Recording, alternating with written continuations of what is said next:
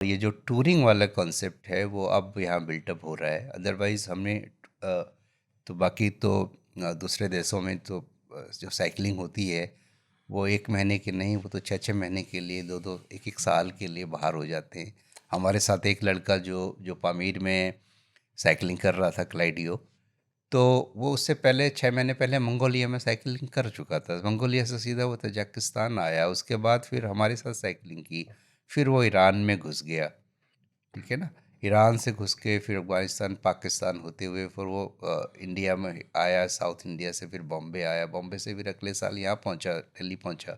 फिर दिल्ली में हमारे साथ 1-2 दिन रहा, फिर वो उसको नेपाल जाना था, उसको नेपाल भेजा। नेपाल से फिर वो वापस आया। फिर हम पिछले साल उसके साथ स्पीति गए।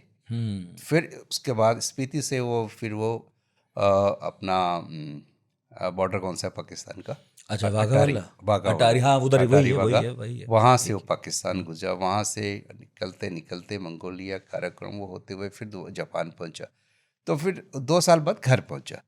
इसके बाद जब हमने देखा कि साइकिलिंग तो इसे बोलते हैं, जब पामीर में हम मिलते हैं, चाहे कपल है, सिंगल है, और इवन इवन अकेली महिलाएं भी वहाँ साइकिलिंग करती हैं और बहुत लंबे समय से घर छोड़े हुए हैं।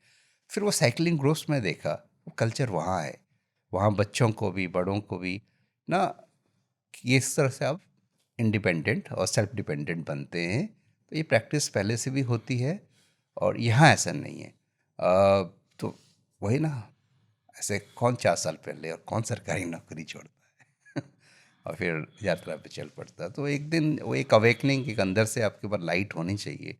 अदरवाइज यस, और सोना, अ, ये जो यात्रा है आपको एक ना, एक बहुत सहज सीधा इंसान भी बना देती है, जिसके अंदर ईगो को ख़त्म कर देती है।